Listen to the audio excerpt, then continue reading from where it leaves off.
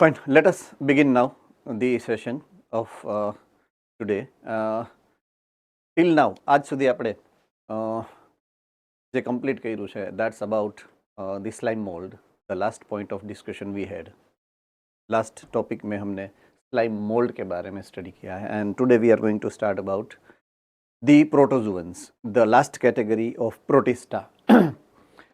Okay, first two categories what we have seen, जो हमने बात की थी पहली दो कैटेगरी की, right, that use to be photosynthetic and producer, right, mainly वो प्रोड्यूसर्स थे, मीन्स प्लांट के वो प्रिमिटिव टाइप ऑफ ऑर्गेनिजम्स थे.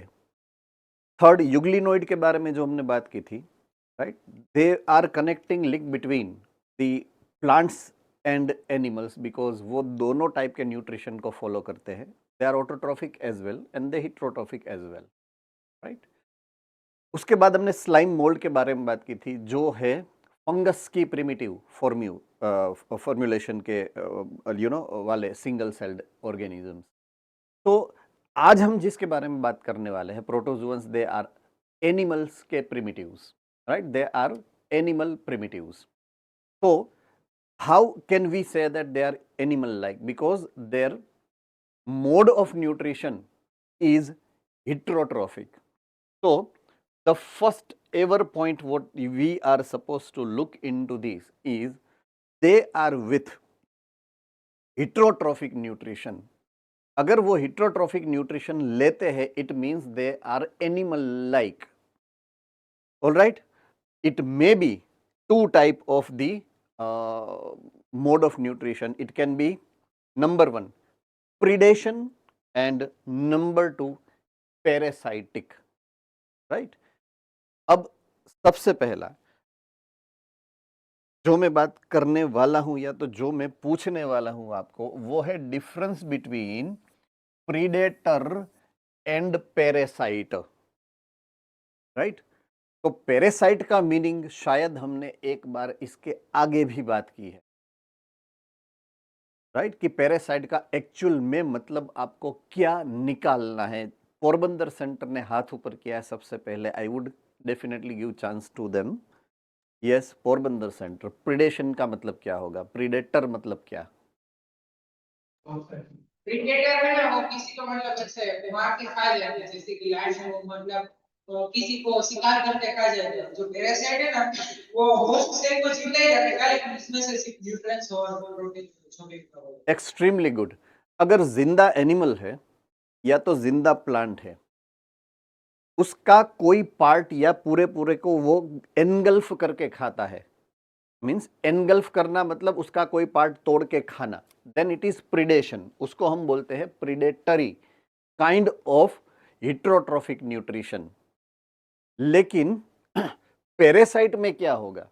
पैरासाइट में ये होगा कि कोई भी जो ये ये तो यूनिसेल्यूलर है डेफिनेटली, तो ये माइक्रो ऑर्गेनिज्म है. किसी और की बॉडी के अंदर जाके किसी और के सेल में से या तो बॉडी में से डायरेक्टली न्यूट्रिएंट्स को लेंगे. वो डाइजेस्ट खुद नहीं करेंगे, डाइजेस्टेड मटेरियल को एब्जॉर्ब करेंगे डायरेक्टली. कौन? पैरासाइट्स. और ये क्या करेंगे? प्रीडेटर. वो पूरा मटेरियल खा लेंगे, उसके बाद डाइजेस्ट करेंगे, उसमें से न्यूट्रिएंट्स को निकालेंगे. That's the difference between predation and parasitism. तो ये दो कैटेगरीज है हिट्रोट्रॉफिक की जो यूजुअली इसमें देखने को मिलती है. मींस अगर मैं बात करूं उसकी कैटेगरीज की, तो there are 4 categories of this group. पहली कैटेगरी को मैं बोलूंगा एमीबा, या तो जिस 10th स्टैंडर्ड में आपने जो एमीबा के बारे में पढ़ा है उसका ग्रुप है, तो उसको बोलेंगे एमीबोइड प्रोटोजुअन्स. क्या बोलेंगे हम उसको? एमीबोइड प्रोटोजुअन्स. ओके, एमीबोइड प्रोटोजुअन का एक कैटेगरी ऐसा है कि जिसमें अमीबा लाइक ऑर्गेनिज्म होंगे. अमीबा के जैसे ही ऑर्गेनिज्म जितने भी होंगे वो फर्स्ट कैटेगरी में आएंगे. Okay, second category is flagellated. Second category is flagellated organism के जिसके अंदर फ्लैजिला है. आई रिपीट, ऑर्गेनिज्म जिसके अंदर फ्लैजिला है वो फ्लैजिलेटेड कहा जाएगा. सिलिएटेड ऑर्गेनिज्म या तो सेल जिसके अराउंड सीलिया है उसको मैं बोलूंगा ciliated protozoans. And last category are sporozoans. I repeat, last category, fourth category is sporozoans. All right, आपको इसके नेम्स को ऑब्जर्व करना है और मैं एक क्वेश्चन पूछने जा रहा हूं आपको। इसके चारों के नेम्स को आपको ऑब्जर्व करना है and I M raising one question, right? देखिए, एक है अमीबा, हिंट दे रहा हूं स्यूडोपोडिया, जो आपको पता है amoeba, pseudopodia, okay, flagella, cilia and spore. Okay, what is correlation of these four different category? अगर मैं उसको कंपेयर करूं तो कौन सी सिमिलरिटी आपको देखने को मिलती है यहाँ पे ये चार कैटेगरी में से? मींस इन चारों को मैंने डिवाइड किया है एक पर्टिकुलर कैरेक्टर्स को कंसीडर करके। वो कौन सा कैरेक्टर हो सकता है? That is the question.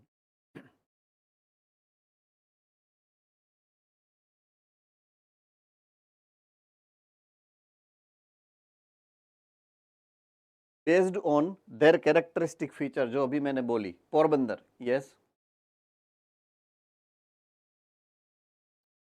Sir motility आ सकता है। Sorry, motility. Motility, yes. Locomotion या तो motility. Good observation, right, good observation. देखिए, ये अगर एक जगह से दूसरी जगह जाएगा तो वो स्यूडोपोडिया का यूज करके जाएगा। ये अगर एक जगह से दूसरी जगह जाएगा तो उसके पास है फ्लैजिला जो मोटाइल है। ये लोकोमोशन नहीं कर सकता है, सिलिएटेड है, मूवमेंट कर सकता है, लोकोमोशन नहीं कर सकता है। और ये लास्ट कैटेगरी स्पोरोजुअन है, वो अपने आप कहीं पे नहीं जा सकते, either by water current, means passively जा सकते हैं, एक्टिवली नहीं जा सकते।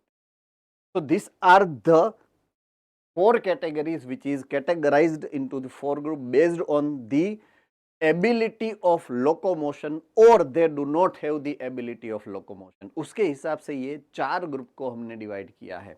आई hope I am very clear about it. Thumbs up से मुझे पता चलेगा। I hope I am very clear about it. Ready? Himmatnagar, Palanpur, Surat, all right, Modasa centre, good. चलिए, तो फोर कैटेगरी में से सबसे पहली कैटेगरी है एमीबोइड टाइप्स ऑफ प्रोटोजुअन। देखिए, एमीबोइड है तो उसका क्लियर कट मीनिंग यही है कि उसमें सभी टाइप के अमीबा आएंगे। ओके, अमीबा किसको मैं बोलूंगा? जो सेल के अंदर उसका सेल का डिजाइन फिक्स नहीं है, it is like anyway.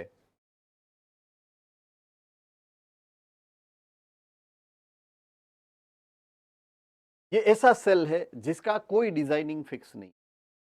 asymmetric, that's the word you have used in chapter number 4, asymmetric design of body organization, right?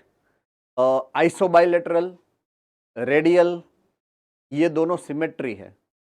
यहाँ पे ये एसिमेट्रिक टाइप ऑफ ऑर्गेनिज्म है, राइट? और उसको अगर लोकोमोट होना है तो वो एक जगह से दूसरी जगह जा सकते हैं, बट उसके लिए उसको स्यूडोपोडिया को जनरेट करना होता है। So that's the speciality of amoeboid kind of organism. Okay, there are two types of amoeboid organism. एक ऐसे है जो फ्रेश वाटर के अंदर रहते हैं, फ्रेश वाटर के अंदर रहते हैं, और एक ऐसे है जो सी वाटर के अंदर रहते हैं। There are two categories. एक मराइन है और एक फ्रेश वाटर के है, right? There are two categories of it. All right.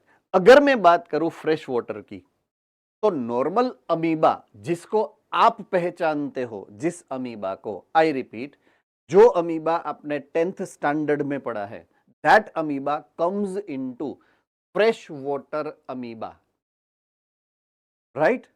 अगर मैं बात करूं दूसरे टाइप के अमीबा की जो सॉल्टी वाटर में या तो सी वाटर में रहते हैं, तो वहां पे एक छोटा सा डिफरेंस होगा उन दोनों के बीच में, राइट? क्या है डिफरेंस? आगे पढ़ते हैं।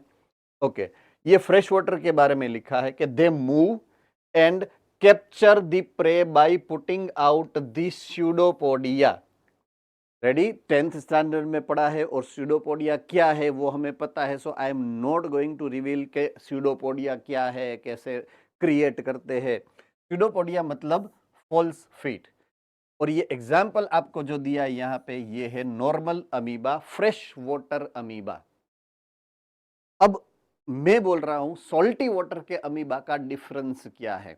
ओके, सॉल्टी वाटर के अमीबा को मैं बोलूंगा एंटामीबा, जो यहां पे लिखा है सेकंड कैटेगरी। हम एंटामीबा बोलते हैं उसको, एंटामीबा ये उसका नाम है, राइट। अगर उसको ओशन में रहता है तो ओशन का जो वाटर होता है it is salty water, right. And salty water जब होगा तब उसको एक्स्ट्रा प्रोटेक्शन चाहिए होगा, राइट। क्राइसोफाइटा के अंदर आपने पढ़ा था, क्राइसोफाइटा भी ऐसी कैटेगरी है जो ओशन के अंदर मिलती है। उसके अंदर भी आपने ये पढ़ा था, उसके जो सेल के अराउंड एक स्पेशल टाइप का कवच होता है, कवरिंग होती है जो सिलिका से बनी है। रेडी, याद आ गया? बूथ सेंटर याद आ गया? सिलिका, क्राइसोफाइटा, यस, डायटम्स के ऊपर। ऑल राइट, सेम वे ये एंटामीबा है ना, उसके ऊपर भी अगर आप देखोगे यहाँ पे क्लियर कट लिखा है, आपकी बुक में भी मिलेगा आपको, सिलिका के शेल होते हैं। क्या होता है? सिलिका के शेल होते हैं। क्यों जरूरत है उसको सिलिका के शेल की? बिकॉज वो मराइन एटमॉस्फेयर में रहते हैं, उसको प्रोटेक्शन चाहिए सॉल्टी वाटर से, राइट। तो उसको सिलिका के सेल का प्रोटेक्शन दिया गया है उसके सरफेस के ऊपर। सो ये दोनों के बीच में ये एक डिफरेंस है। तो यहां पे स्यूडोपोडिया नहीं बनेगा क्योंकि सिलिका उसके ऊपर है। स्यूडोपोडिया नहीं बना सकता है एंटामीबा, डू रिमेंबर दिस। अगर उसको स्यूडोपोडिया बनाना है तो उसका सिलिका का कवच उसको खोलना पड़ेगा, उसके बाद वो बाहर निकलेगा, बाद में नया बनाएगा सिलिका का ये जो पूरा स्ट्रक्चर है वो, तो ही वो स्यूडोपोडिया को बना सकता है। तो अगर आप एग्जाम्पल में देखेंगे, देखिए ये है नॉर्मल अमीबा जिसको आप पहचानते हो, ये है एंटामीबा। देखेंगे ये पूरा इधर उधर इसकी सरफेस आप देखिए अनइवन है पूरी, और इसकी इवन है, एटलीस्ट इवन है थोड़ी, आप जिसको ढंग का बोल सके ना, ऐसी सरफेस है, बिकॉज उसके ऊपर एक सिलिका का कवच होता है, प्रोटेक्टिव लेयर होता है। तो difference between fresh water amoeba and marine water Entamoeba आपके दिमाग में परफेक्टली क्लियर है? हम सब होगा तो मुझे पता चलेगा। All right, good. Okay, second category of the protista, specially protozoans. Protozoans की category number B, that is 2, उसको मैं बोलूंगा फ्लैजिलेटेड, बिकॉज उसके पास वाटर के मीडियम में ट्रांसलोकेट होने के लिए, ट्रैवल करने के लिए, स्विम करने के लिए फ्लैजेला होती है। The difference between flagella and cilia किसको पता है? चलो फटाफट, सिलिया एंड फ्लैजेला के बीच में डिफरेंस जो है वो किसको पता है? Cilia and flagella difference, Valsad centre. Sir flagella locomotion में काम आता है। वेरी गुड, फ्लैजेला लोकोमोशन में काम आता है। Cilia sir difference? Cilia movement के लिए। Very good. ओके, नंबर का कोई डिफरेंस बता सकता है हिम्मतनगर सेंटर में सिलिया एंड फ्लैजेला में नंबर का difference? Porbandar, I am coming to you later on.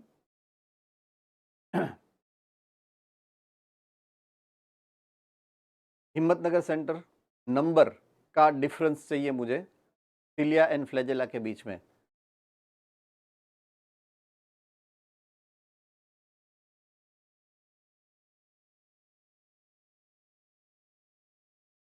नहीं, किसी ने हाथ ऊपर नहीं किया, मैंने पूछा ही है directly.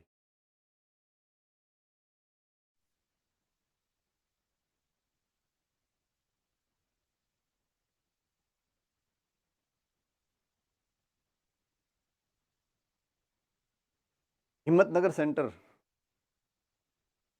difference between the number of cilia and flagella?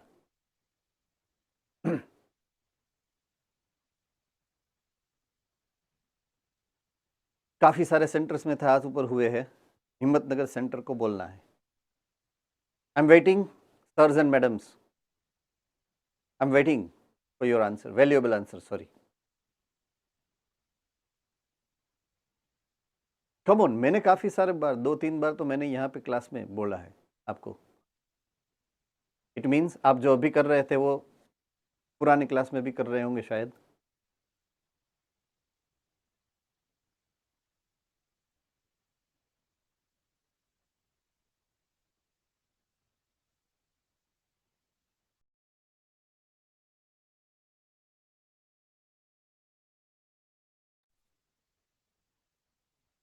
Okay, no problem, thank you very much Himmatnagar centre. आपकी आवाज़ मेरे पास नहीं पहुंच रही है। I don't know whether it is technical problem और एनीथिंग एल्स। एनीवे, ये तो जामनगर सेंटर वाले भी बता सकते हैं। चलिए,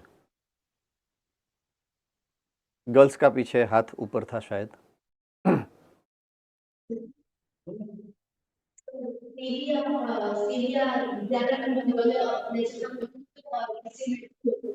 यस, अगर यूकैरियोटिक सेल है सही फॉर एग्जांपल, तो जो फ्लैजिला होगी वो 1 या 2 ही होगी, 2 से ज्यादा फ्लैजिला नहीं होती है यूजुअली, राइट। एंड सिलिया है वो तो काफी सारी होती है, राइट। पूरे जो सेल है, पूरा जो उसका बाउंड्री है, उसके अराउंड सिलिया जो है वो फैली हुई होती है और बहुत ही सारी होती है। ओके, एक और डिफरेंस है जो साइज का है। फ्लैजिला बहुत ही लॉन्ग है, लॉन्ग एक्सटेंशन है, और जो सिलिया होगी वो बहुत ही छोटी छोटी होंगी, right. So that is also difference between them. Okay, अगर मैं बात करूं यहाँ पे फ्लैजिला की, तो डेफिनेटली वो मूवमेंट के लिए यूज करते हैं, वो स्विमिंग के लिए यूज करते हैं। तो एक्सक्लूसिवली ये मराइन या तो फ्रेश वाटर या तो पैरासाइटिक होंगे। मींस आपकी बॉडी के अंदर जाएंगे, आपकी बॉडी के फ्लूइड के अंदर वो स्विम करेंगे। Those kind of organisms they are flagellated. They are free living और पैरासाइटिक। फ्री लिविंग का मतलब क्या होता है? पानी के अंदर होगे तो वो they are found into water, तैरते हुए मिलेंगे आप, या तो आपकी बॉडी के अंदर वो जाएंगे, that is parasitic. Okay, one thing to be very clear about it, जब आप पैरासाइटिक वर्ड को आइडेंटिफाई करोगे और उसका मीनिंग निकालने की ट्राई करोगे, सही फॉर एग्जांपल मैं बात कर रहा हूं मोनेरा की, मोनेरा में भी आपने ये वर्ड कॉमनली सीखा है पैरासाइटिक, यहां पे फिर से वापस आ गया पैरासाइटिक। अगर माइक्रो ऑर्गेनिज्म है, डू रिमेंबर दिस, अगर माइक्रो ऑर्गेनिज्म है मतलब कि सिंगल सेल्ड ऑर्गेनिज्म है और वहां पे अगर लिखा है पैरासाइटिक, तो they are disease causing organism. Ready? They are disease causing organism. वो कोई ना कोई टाइप की डिसीज करेंगे आपकी बॉडी के अंदर जाके, दैट इज फाइनल। तो ये डिसीज नहीं करेंगे अगर फ्री लिविंग है, बट ये पैरासाइटिक होंगे तो वो डिसीज करेंगे। तो that is why these has to be differentiated. ये दोनों अलग अलग टाइप के हैं। Okay, they are having flagella, इसलिए उसको फ्लैजिलेटेड बोला है। ओके, देखिए यहां पे एक डिसीज का एग्जाम्पल दिया है, एक डिसीज का एग्जाम्पल दिया है, parasitic form are causing a disease, और वो डिसीज का नाम लिखा है स्लीपिंग सिकनेस। यहां पे काफी सारे लोग ऐसे मैं देख रहा हूं स्लीपिंग सिकनेस के शिकार होते हैं, है ना। जैसे ही फिजिक्स का, जैसे ही केमिस्ट्री का, जैसे ही मैथ्स का, जैसे ही बायोलॉजी का लेक्चर शुरू हुआ, नहीं 5 मिनट, 10 मिनट, 15 मिनट में स्लीपिंग सिकनेस देखने को मिलती है आंखों के अंदर। ऐसे बैठेंगे, ऐसे देखिए, ऐसे करके ऐसे बैठेंगे।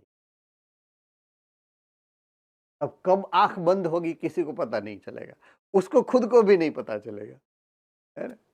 तो that is what sleeping sickness means, है ना। ओके, जो ऑर्गेनिज्म स्लीपिंग सिकनेस करता है उसका नाम यहाँ पे मोस्ट इंपोर्टेंटली एमसीक्यू के लिए आएगा, दिया गया है Trypanosoma, right. It is Trypanosoma. अगर ट्राइपेनोसोमा का अगर आपको इन्फेक्शन हुआ तो आप कहीं पे भी सो जाएंगे, बाइक चलाते चलाते सो जाएंगे, बाइक अपने आप चलती रहेगी, आप अपने आप चलते रहेंगे, लाइक दैट। देखिए ये जो है छोटा सा बेटा ये सब देखिए, ये सब सो गए हैं, उसको ये ट्राइपेनेसोमा का infection, right. So that is why it is called sleeping sickness. Okay, third category में हम चलते हैं, जो है सिलिएटेड। बहुत ही पुरानी डायग्राम है, चप्पल चप्पल क्या, सॉरी भूल गया मैं, पैरामीशियम की, है ना, उसको हम ये चप्पल के हिसाब से ही याद करते हैं, तो मैं भी बाई मिस्टेक बोल गया चप्पल की डायग्राम।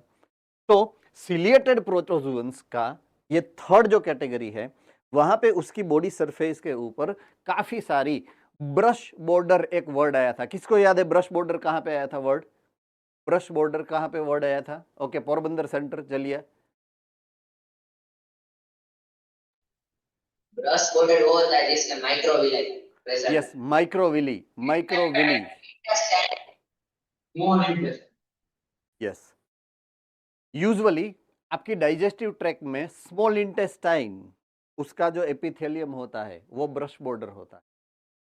आपकी रेस्पिरेटरी ट्रैक जो होती है, ट्रैक की बात कर रहा हूं, लंग्स की नहीं, रेस्पिरेटरी ट्रैक, उसकी जो एपिथेलियम है वो भी ब्रश बॉर्डर है। आपको आएंगे वो सब चैप्टर नंबर 7 में, राइट। एनिमल टिश्यूज के अंदर आने वाले हैं इन फ्यूचर। तो उसका भी ऐसा ही है कि उसकी जो ऊपर की सरफेस होती है ना, वो सरफेस के ऊपर ऐसे सीलिया होते हैं काफी सारे, तो इसको ब्रश बॉर्डर भी बोल सकते हैं एंड सिलिएटेड भी बोल सकते हैं। अगर यूनिसेल्यूलर में है तो उसको बोलेंगे सिलिएटेड, और मल्टीसेल्यूलर की एपिथेलियम में बोले होंगे तो उसको हम बोलेंगे ब्रश बॉर्डर। मैकेनिज्म या डिजाइन सेम ही है, लेकिन यूनिसेल्यूलर में है तो सिलिएटेड बोलेंगे, एंड अगर मल्टीसेल्यूलर के एपिथेलियम में है तो उसको हम ब्रश बॉर्डर बोलेंगे। ब्रश बॉर्डर का दूसरा नाम ही ऐसा है, सिलिएटेड एपिथेलियम। ब्रश बॉर्डर का दूसरा नाम ही है ciliated epithelium. Do remember this, ये आपको 7th चैप्टर के अंदर अगेन काम में आने वाला है। ओके, यहाँ पे देखेंगे तो वो एक्वेटिक, यानी कि पानी के अंदर ही मिलेंगे, वो एक्वेटिक है, टेरेस्ट्रियल नहीं है। एक्टिवली मूविंग, मूविंग है, देखिए लोकोमोशन नहीं लिखा है, मूवमेंट लिखा है। डू रिमेंबर दिस, ये मूवमेंट करते हैं, लोकोमोशन नहीं। Using cilia, there are many cilia they have, and उसके हिसाब से वो मूवमेंट कर सकते हैं। तो स्लाइटली धीमे धीमे वो मूवमेंट कर सकते हैं, फास्ट लोकोमोशन या स्विम नहीं कर सकते हैं। Okay, they have a cavity called gullet that opens to outside. अब ये जो डायग्राम है, इसमें आपको नीचे की साइड, यानी कि यहां पे अगर आप देखोगे तो एक छोटा सा ओपनिंग दिखने को मिलेगा, राइट, यहां पे। तो that opening is this gullet. तो ये जो खांचा पड़ रहा है ना यहाँ पे, स्मॉल ओपनिंग जैसा, that is called gullet. Gullet है क्या? वहां से उसके लिए जो खाना है वो अंदर एंट्री लेता है, राइट। उसके जो फूड मॉलिक्यूल होते हैं, वो फूड मॉलिक्यूल ये गुलेट के थ्रू सेल के अंदर एंट्री लेते हैं। तो वर्ल्ड का सबसे पहला मुंह, ओरल जो कैविटी है ना, इसका ये पहला स्ट्रक्चर ऐसे बना है। ये अपनी ओरल कैविटी का सबसे पहला फॉर्मेट है, राइट, डिजाइन का प्रिमिटिव स्टेज है ये। Okay, due to the movement of सीलिया।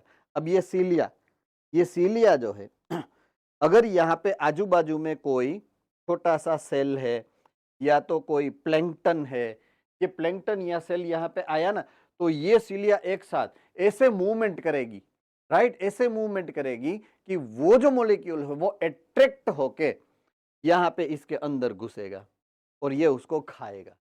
तो ये फूड को इनटेक करने में, आई रिपीट, फूड को इनटेक करने में ये सीलिया जो है उसका यूज होता है, वो हेल्प करती है फूड के इनटेक में। Due to the movement of cilia, water with food enters into the gullet. तो वो मेनली इसका पर्पस जो है, one of the most important purpose is food gathering का है, फूड कलेक्शन का है, राइट। तो उसमें वो हेल्प करती है। एग्जाम्पल जो यहाँ पे दिया गया है, that is the paramecium.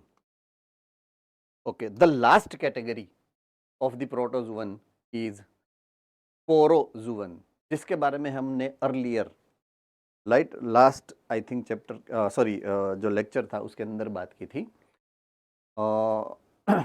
Example जो मैंने आपको बताया था, समझाया था, that is the Plasmodium, right. Plasmodium stage ऐसा एक वर्ड आया था आगे, स्लाइम मोल्ड के अंदर हमने सीखा, और तब मैंने आपको प्लाज्मोडियम के बारे में थोड़ा डिटेल में पढ़ाया था कि प्लाज्मोडियम एक्चुअल में होता क्या है, राइट। प्लाज्मोडियम के दो फेजेस मैंने आपको समझाए थे।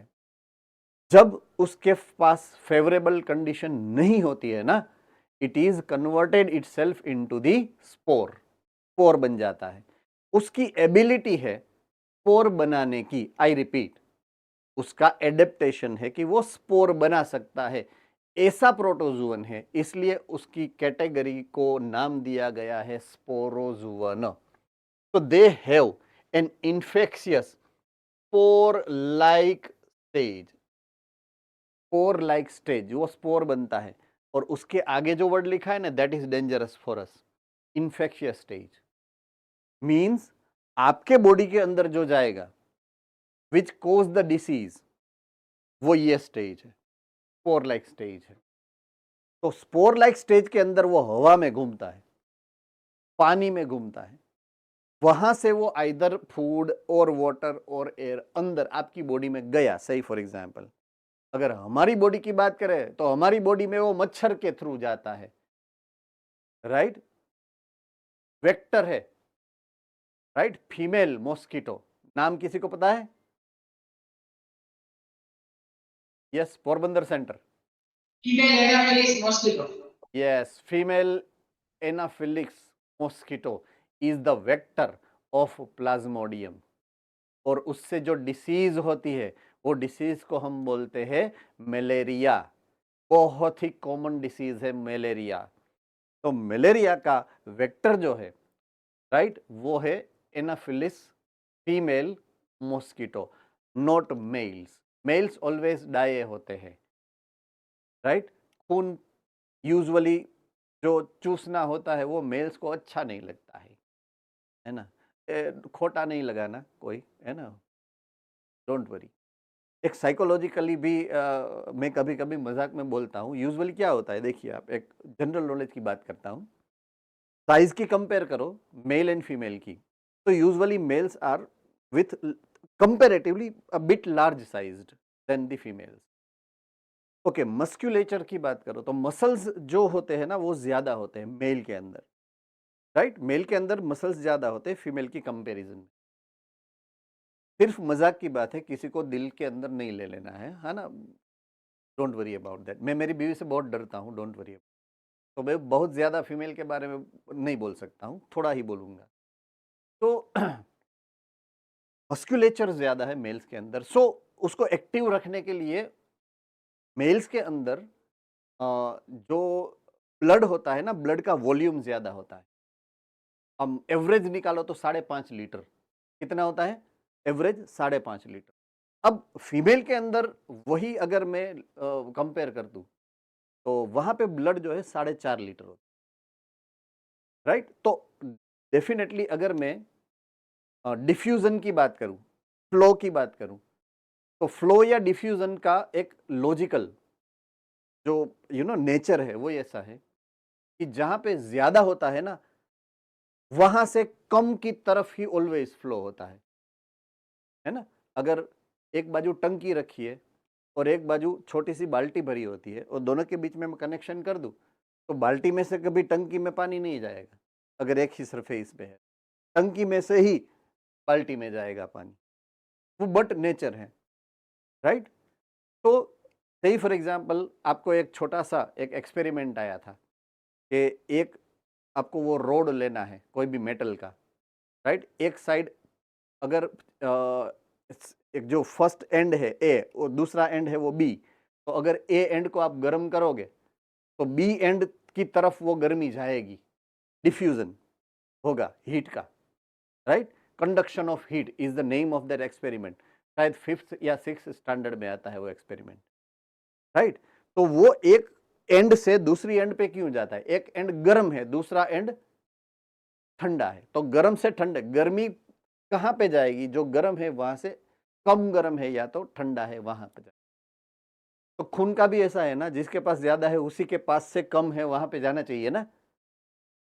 बाकी आप समझदार हो, आप समझ गए हो, राइट। ये छोटी सी एक बात थी, दूसरा कुछ नहीं है। ऑल राइट, मैं क्या बात कर रहा था लास्ट में कि ये जो है स्पोरोजुइक या तो स्पोर लाइक जो स्टेज है वो इन्फेक्शन करता है, और वही ये जो फीमेल एनोफिलिस जो है वो इसी का, ये स्टेज का एक जगह से दूसरी जगह पे, मींस कोई एक पर्सन में से कोई दूसरे पर्सन के अंदर ट्रांसफर करती है। तो Plasmodium which is also called malarial parasite which causes the malaria, ये उसका बेस्ट एग्जाम्पल है स्पोरोजुअन टाइप के प्रोटोजुआ का। All right, so that's the end about the protista. Protista में हमने 4 टाइप के ऑर्गेनिज्म के बारे में बात की है, राइट। सबसे पहला था क्राइसोफाइटा, दूसरा था, किसी को याद है, डाइनोफ्लैजिलेट्स, तीसरा था, किसी को याद है, तीसरा, थर्ड वन, न्यूक्लिनॉइड्स, very good, euglenoids, fourth, protozoa, yes, slime mold, and fifth is the protozoan, right? All right, एक छोटा सा क्वेश्चन है आपके लिए, that's about let me change, that's about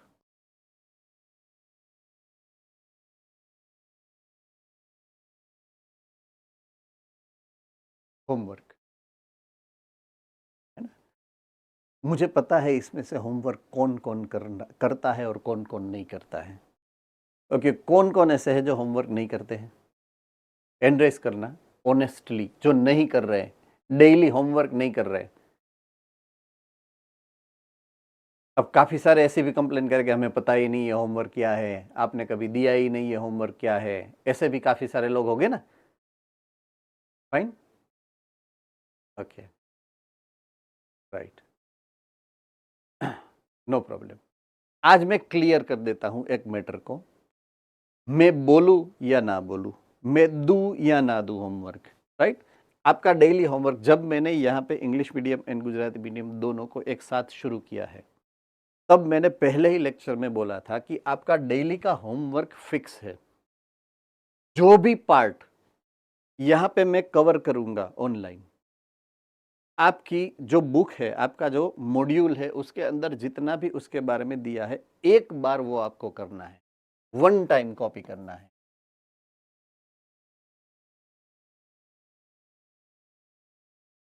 right. One time उसको आपको लिखना है, राइटिंग में लिखना है। रीड करना है ऐसा मैंने कभी बोला ही नहीं है, राइट। एक बार आपको वो कंपलसरी लिखना है। मैक्सिमम 2 पेजेस से ज्यादा नहीं होंगे, वो मुझे पता है। मैं यहाँ पे कितना पढ़ाता हूँ, मैं 9th चैप्टर जब हम चलाए थे तब थोड़ा स्पीड ज्यादा था, वो आपकी रिक्वेस्ट काफी सारे सेंटर में से आई थी, मैंने यहाँ पे स्पीड भी रिड्यूस कर दी है अभी, है ना। मैं अभी ये चैप्टर नंबर 2, चलिए 1 by 1 सेंटर से मैं बात करता हूँ अभी, भले ही 2-5 मिनट चली जाए, उसमें कोई प्रॉब्लम नहीं है। मुझे यहाँ पे सबसे पहला जो सेंटर दिख रहा है, जूनागढ़ सेंटर, 2 लोग बैठे हैं, जूनागढ़ सेंटर, हैंड रेस कीजिए, आप अनम्यूट हो जाइए बेटा, थोड़ा कम्युनिकेशन करना है आप दोनों के साथ।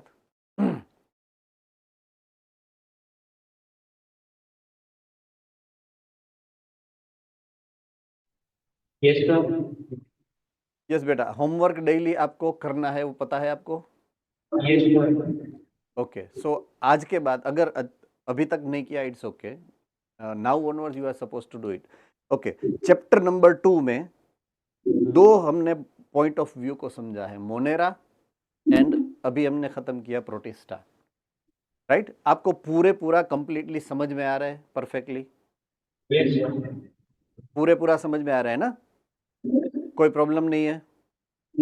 ओके, तो ये जो एक पॉइंट ऑफ व्यू है ना होमवर्क वाला, ये हमको करेक्ट कर लेना है, होमवर्क रेगुलरली हमको करना पड़ेगा, है ना। ओके, ठीक है। सेकंड सेंटर जो मुझे यहाँ पे दिख रहा है, तरसाली बरोड़ा। अनम्यूट होइए बेटा, अनम्यूट हो जाइए।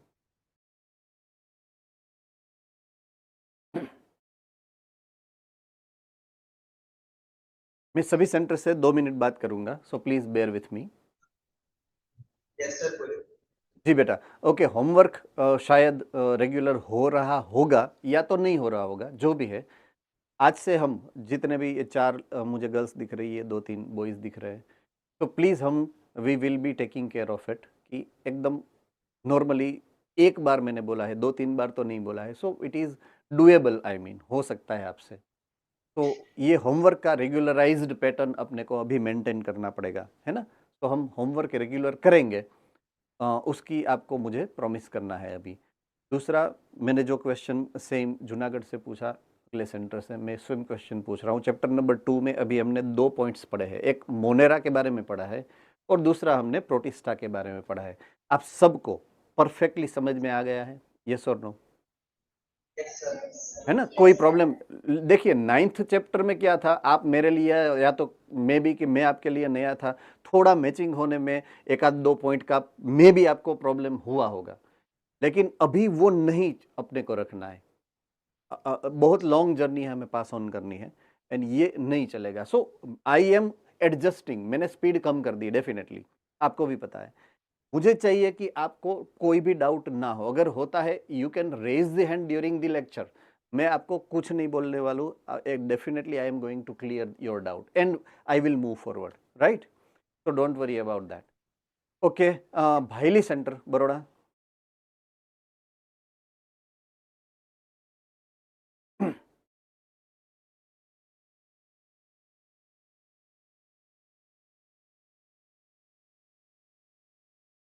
Yes sir.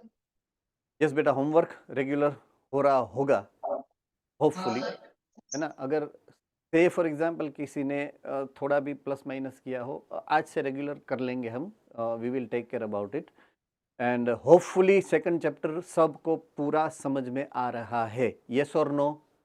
Perfectly sir. Perfectly, very good बेटा। चलिए इसी पेस से और इसी फ्लो से हमें आगे बढ़ना है और आपका कंट्रीब्यूशन पूरे पूरा मुझे होमवर्क के फॉर्म में चाहिए होगा, है ना? तो please do your homework regularly. Okay, Porbandar centre next.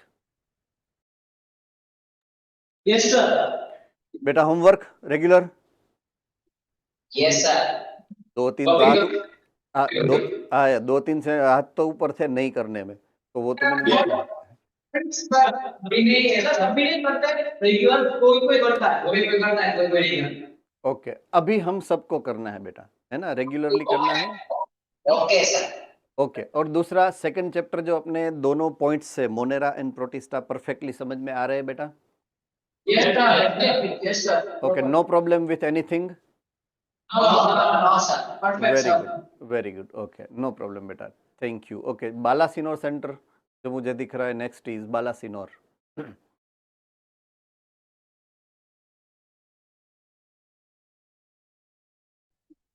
Hello sir, हाँ आवाज आ बेटा, रही है? आप दो ही हो बेटा? हाँ, दो ही। Okay, no problem. होमवर्क हाँ सर, किया है, आधा बाकी है। आधा बाकी है, नो प्रॉब्लम, आज से रेगुलर करना चालू कर देंगे और एंड कंप्लेन है हाँ सर, जो हमें लैपटॉप देते हैं ना, उसमें आवाज नहीं आती, तो जो हमने बाहर मॉलिक्यूल्स पढ़ा, आदत छूट गया है हमारा। हमारों को कुछ समझ नहीं आया उसमें। और चैप्टर 2 में भी स्टार्टिंग में भी थोड़ी बहुत प्रॉब्लम है। कोई बात नहीं बेटा, उसका एक सॉल्यूशन मैं आपको दे रहा हूँ। उसका सॉल्यूशन देखिए, हमारा जो अभी लेक्चर हो रहा है ना, वो सब रिकॉर्ड होके उसकी लिंक जो है आपके एडमिन को जाती है, तो उसको हाँ। आप लेटर ऑन देख सकते हो, कभी भी देख सकते हो and you can learn it. और फिर भी अगर समझ में नहीं आए तो आपके जो यहाँ के रेगुलर जो सेंटर के टीचर है उसके पास जाके आप उसका डाउट सॉल्यूशन कर सकते हो। और लास्ट में अगर वो भी नहीं होता है तो आई एम देयर, मुझे कॉल कर लेना, सेंटर एडमिन को बोलना मेरे साथ बात कर ले, कोई प्रॉब्लम नहीं है, ओके सर। है ना? चलिए बेटा, ओके ठीक है। Dahod center, Dahod centre.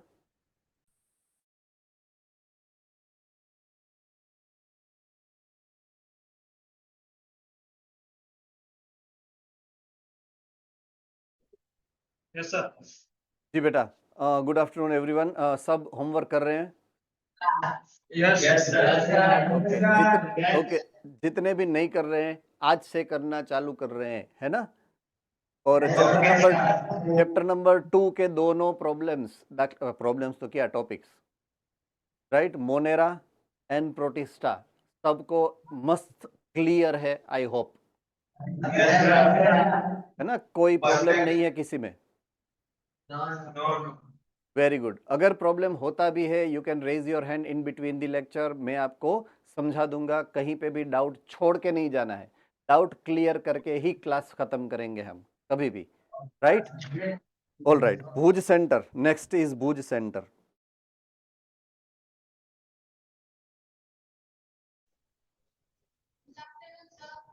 Good afternoon बेटा, how are you all? Very good. Homework regular है ना? 50% का रेगुलर, 50% का कभी कभी इरेग्युलर, ये सबका हो जाता है? Yes, okay good. Chapter number 2, अपने दोनों टॉपिक सबके दिमाग में एकदम मस्त क्लियर है, मोनेरा एंड प्रोटिस्टा, यस और नो? क्या क्लियर नहीं है बोलिए?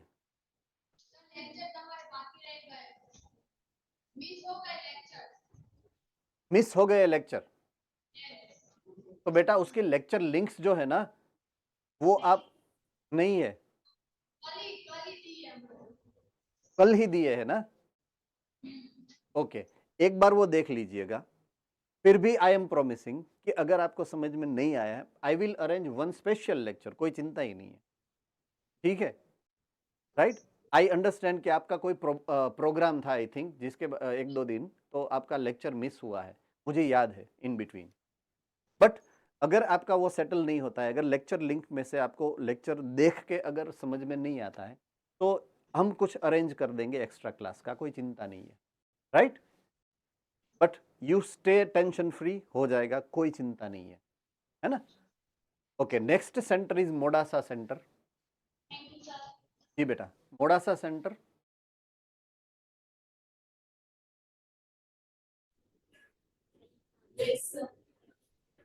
Good afternoon everyone. आपका होमवर्क आई होप सो आप कर रहे हो परफेक्टली, एंड अगर नहीं कर रहे हो तो आज से हम रेगुलरली होमवर्क करेंगे, राइट?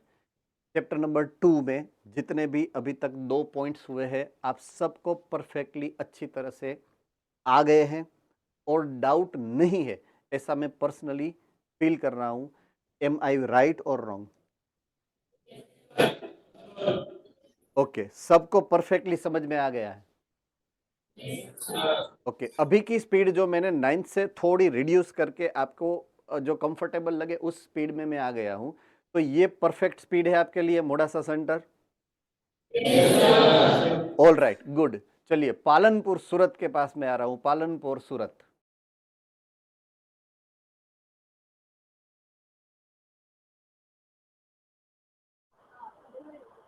Yes sir. ओके बेटा, 9th चैप्टर में आपको कंप्लेन ज्यादा थी और अभी स्पीड की कंप्लेन कम हो गई है? Yes. Good. And chapter number 2 में दोनों टॉपिक्स आपको परफेक्टली समझ में आ गए बेटा? Yes sir. है ना? परफेक्ट जा रहा है, अभी स्पीड परफेक्ट है। Yes sir. लेकिन होमवर्क का क्या करेंगे अभी बोलिए?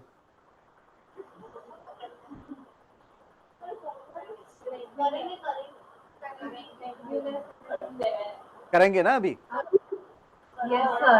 ओके, चलिए, thank you. Okay, Palanpur centre, Palanpur centre. Yes sir. Good evening. चलिए, होमवर्क कर रहे? होमवर्क कर रहे हैं? यस। पक्का? अभी मंगाऊ दिखाने के लिए? Okay okay okay okay, got it got it got it got it got it. चलिए, गुड। चैप्टर नंबर 2 जितना भी चला है आपको परफेक्टली समझ में आ रहा है बेटा? Yes sir. No problem? Good good. चलिए, मैं अहमदाबाद में पहुंच रहा हूं अभी। अहमदाबाद, पालनपुर से डायरेक्टली मैंने फ्लाइट ली, अहमदाबाद पहुंच गया, सीधा अहमदाबाद लैंड कर रहा है सीधा। होमवर्क, अहमदाबाद सेंटर का होमवर्क। हाँ सर, हम होमवर्क में जो आप रोज फॉर एग्जांपल की टॉपिक्स आप करवा रहे हैं उन टॉपिक्स के हम रोज बना रहे हैं ओके ओके, नो प्रॉब्लम, चलेगा चलेगा, I accept it, no problem, right. दूसरा चैप्टर नंबर 2 जो अभी मैंने जो स्पीड से मैं जा रहा हूँ, परफेक्ट है, कंफर्टेबल है आप? ओके ना, no problem. Okay good good बेटा। चलिए मैं अभी वलसाड जा रहा हूँ, अहमदाबाद से डायरेक्टली फ्लाइट लेके वलसाड पहुंच गया मैं। Yes sir. यस बोलिए सर। सर हम भी नोट्स बना रहे हैं। आप भी नोट्स बना रहे हो? Yes sir, daily. तो एज अ होमवर्क आप जो नोट बना रहे हो तो रेगुलरली जो भी चेक करने वाले वहां पे हो तो एक बार दिखा देना और बोलना कि ये हमारा होमवर्क है, ताकि ऐसा मुझे मैसेज ना मिले कि आप होमवर्क नहीं कर रहे हो। अंडरस्टूड? चलेगा। हम Yes, sir. अपने को एक बार लिखना है, वो अगर आप फेयर बुक में एज ए नोट लिखते हो तो भी प्रॉब्लम नहीं है, एंड कॉपी करके रफ बुक में लिख रहे हो तो भी मुझे कोई प्रॉब्लम नहीं है। Understood? Every centre you can do that work, I have no issue with that. Okay, chapter number 2 की जो स्पीड है परफेक्ट जा रही है, आपको समझ में आ रहा है सबको? Yes sir. है ना, कोई प्रॉब्लम नहीं है। 9th चैप्टर में थोड़ा ज़्यादा स्पीड लगी थी मुझे, ऐसा आई मीन रिक्वेस्ट आया था कि स्पीड को रिड्यूस करिए, हमने स्पीड को रिड्यूस कर दिया है परफेक्टली, है ना? राइट, कोई प्रॉब्लम नहीं है ना? नो। All right good. चलो लूणावाड़ा सेंटर।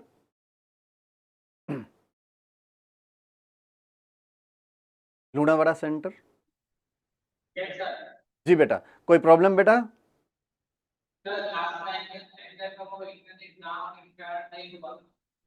थोड़ा आपका वॉइस मेरे पास क्लियर नहीं पहुंच रहा है।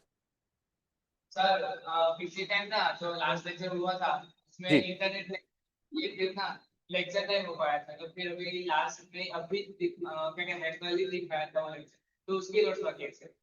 कोई बात नहीं बेटा, एक बार लेक्चर जो है उसकी लिंक खोल के यूट्यूब में देख लेना, अगर कोई प्रॉब्लम होता है तो I will be there, solve कर लेंगे हम, कोई प्रॉब्लम नहीं है ना? और दूसरा होमवर्क हो जाता है रेगुलरली बेटा? हाँ, बस ये लास्ट लेक्चर का बाकी है।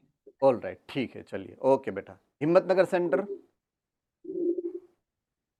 हिम्मतनगर सेंटर।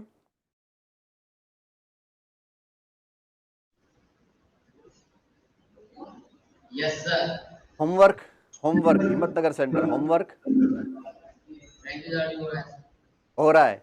अगर नहीं हो रहा है, जिससे जो बच्चे होमवर्क नहीं कर रहे प्लीज बी केयरफुल, होमवर्क अभी रेगुलरली चेक होने जा रहा है। हम यहाँ से सिस्टम ऐसी डिजाइन कर रहे हैं कि आपका रेगुलर होमवर्क चेक हो, है ना? तो बी केयरफुल। एंड दूसरा चैप्टर नंबर 2 के अंदर आपको हमने जो 2 पॉइंट्स पढ़े हैं वो परफेक्टली क्लियर है बेटा? स्पीड में कोई प्रॉब्लम है, समझने में कोई प्रॉब्लम है? ऑल राइट, ठीक है। चलो जामनगर में पहुंच गया हूँ, हिम्मतनगर से डायरेक्टली जामनगर, हिम्मतनगर से सीधा मैं जामनगर लैंड कर रहा हूँ। जामनगर,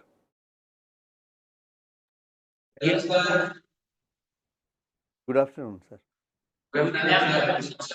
ओके, होमवर्क तो कर नहीं रहे होंगे बेटे? बहुत दिन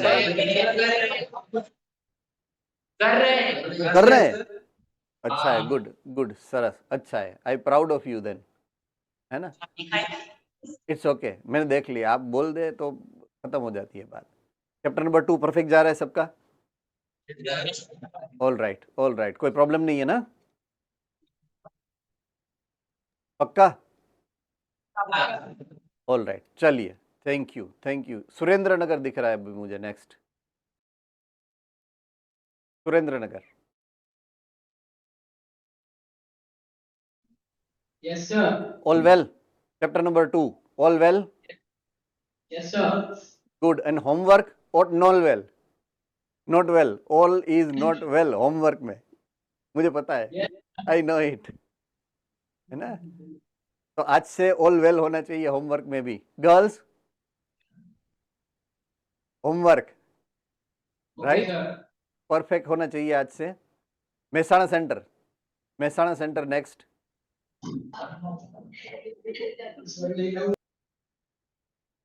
मेहसाणा सेंटर,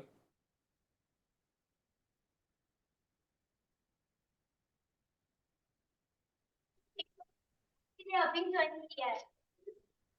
ओके, फिर से बोलेंगे प्लीज? सर नेटवर्क इश्यू था इसीलिए अभी ज्वाइन किया है। नो प्रॉब्लम बेटा, मैं क्वेश्चन 2 पूछ रहा हूँ। एक तो होमवर्क के बारे में बात कर रहा हूँ, तो होमवर्क रेगुलर करना है अपने को, जितना भी यहाँ से चलता है। से फॉर एग्जांपल मैंने मोनेरा के बारे में बात की, तो मोनेरा का जितना पोर्शन चला है यहाँ से, उसको आपको या तो क्लास नोट के अंदर फेयर बुक में एक बार कॉपी करना है, या तो आप रफ बुक में कॉपी कर सकते हो फ्रॉम द मॉड्यूल। दोनों में से एक चॉइस है आपके पास। तो होमवर्क अपना रेगुलर होना चाहिए, ये पहली रिक्वेस्ट है हमारी यहाँ से। दूसरा, हमको ये पूछना था कि आप में जो 9th चैप्टर के बाद हमने 2nd चैप्टर स्टार्ट किया, उसमें मैंने थोड़ी मेथोडोलॉजी को चेंज किया, स्पीड को चेंज किया है ना? तो वो परफेक्ट जा रहा है, आपको सूटेबल है, सब समझ में आ रहा है? मैं वो पूछना चाहता हूँ 2nd चैप्टर का। Yes sir. कोई प्रॉब्लम नहीं हो रहा है ना बेटा अभी अंडरस्टैंडिंग में? No sir. All right, that's good. चलिए, नो प्रॉब्लम बेटा। एस्पायर सूरत के पास में आ रहा हूँ बेटा। एस्पायर सूरत,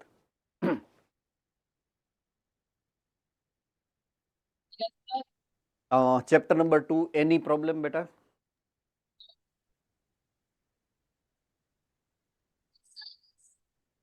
आवाज नहीं आ रही है आपकी, I am not getting your voice.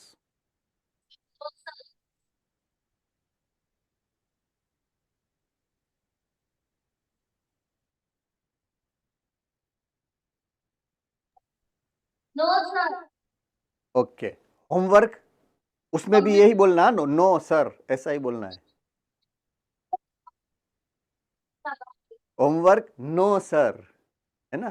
तो नो सर में से यस सर करना है हमें अभी से, राइट? सो होमवर्क रेगुलर करना है। ओके, चलिए, महुआ सेंटर तो हो गया ना शायद, कि बाकी है? भूल गया मैं। महुआ सेंटर बाकी है, हाँ। जो पीछे से वो हाथ मिला, जल्दी जल्दी कर, ताकि हम बोल दे कि नहीं हम होमवर्क कर रहे हैं। मुझे पता है कोई नहीं कर रहा है वहाँ पे। कौन कौन कर रहा है होमवर्क? कौन कर रहा है होमवर्क? कौन कर रहा है रेगुलर? महुआ? कोई नहीं कर रहा है, देखो, नहीं कर रहा है कोई भी, है ना? रेगुलर करना चाहिए। रेगुलर आपका मंगवाऊंगा मैं होमवर्क, उसका फोटो निकाल के आपको खींच के यहाँ पे भेजना है हर रोज, राइट? हर रोज होमवर्क करना है आज से, राइट? ओके, कर रहे हैं तो I am proud of you. अगर कर रहे हैं तो I am happiest person if you are doing your homework, I appreciate it. Okay, number 2, chapter number 2 हमने जो स्टार्ट किया, उसमें जो भी इश्यूज 9th में आए थे, वो इश्यूज को मैंने रिजोल्व करके थोड़ी स्पीड कम कर की है, और थोड़ा सा स्लो हो गया हूँ। यूज़ हिंदी का ज़्यादा कर रहा हूँ इंग्लिश से। तो ये 2-3 चेंजेस मैंने किए हैं। तो अभी आपको परफेक्टली समझ में आ रहा है या नहीं आ रहा है? कोई प्रॉब्लम नहीं है, आई होप।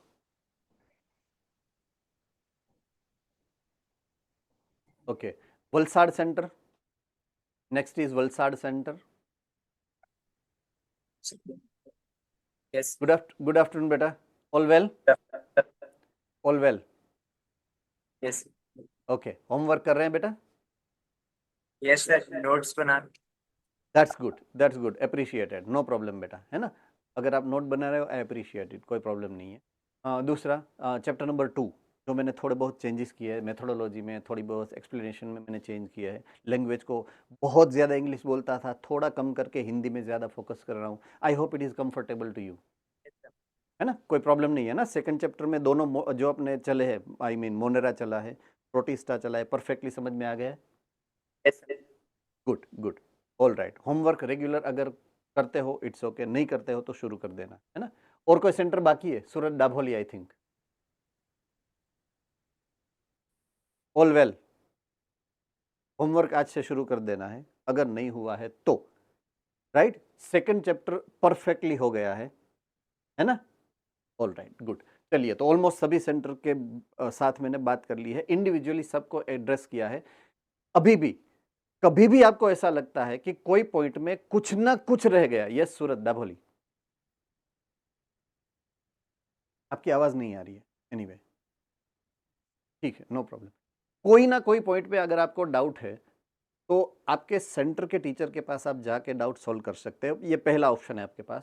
दूसरा ऑप्शन है, अपनी वीडियो लिंक है, ये जो वीडियो है पूरा रिकॉर्ड हो रहा है, उसकी लिंक आपको मिल जाएगी, राइट? और तीसरा ऑप्शन मैं खुद हूँ, खुद गब्बर, राइट?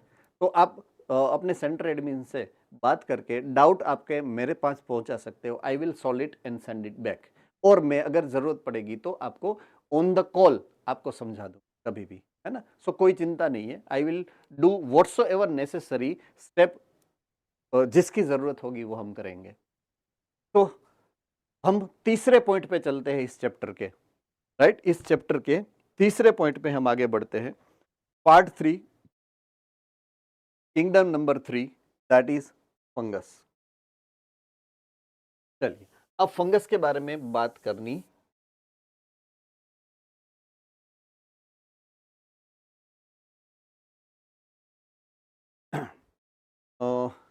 पहला,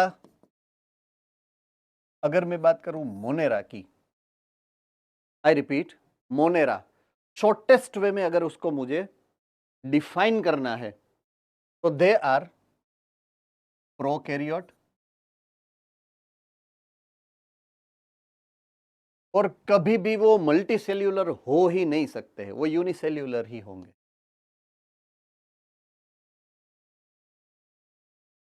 ये पहला. दूसरा, अगर मैं बात करूं प्रोटिस्टा की, अगर मैं बात करूं प्रोटिस्टा की, प्रोटिस्टा में ये प्रोकैरियोट की जगह पे मैं लिखूंगा यूकैरियोट. बाकी same to same unicellular. Unicellular की ये दो ही कैटेगरी है. अब मैं बात करूं अगर थर्ड कैटेगरी, फोर्थ कैटेगरी या तो fifth category, kingdom number 3, 4 and 5, ये सब मल्टी सेल्यूलर है. एक है फंगस, एक है प्लांट्स और एक है एनिमल्स. राइट, तो ये यूनिसेल्यूलर जो सेकंड पॉइंट है ना, यूनिसेल्यूलर. अब यहां पे आएगा मल्टी सेल्यूलर, यहां पे भी आएगा सही मल्टी सेल्यूलर, यहां पे भी आएगा सही मल्टी सेल्यूलर. अब डिफरेंस कहां पे है? मोड ऑफ न्यूट्रिशन में. डिफरेंस कहां पे है? मोड ऑफ न्यूट्रिशन में. ये आएगा saprophytic. Right, fungus is saprophytic, plants are autotrophic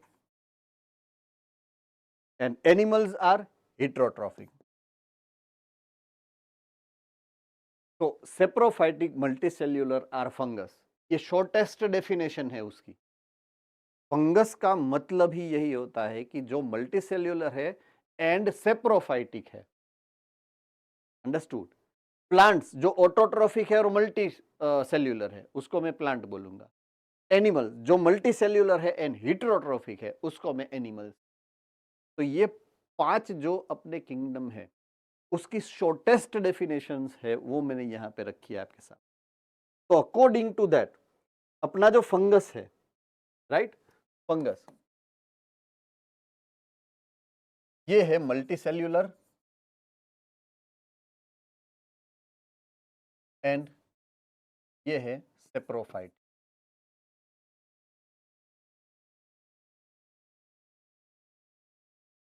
Ahmedabad centre.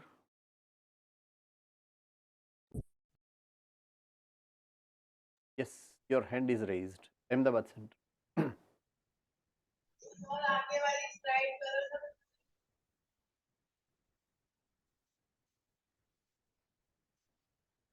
Yes, sir. लिख रहे हो आप? Are you writing? Okay, लिख लो. No issue. I'm giving you 2 minutes. No issue.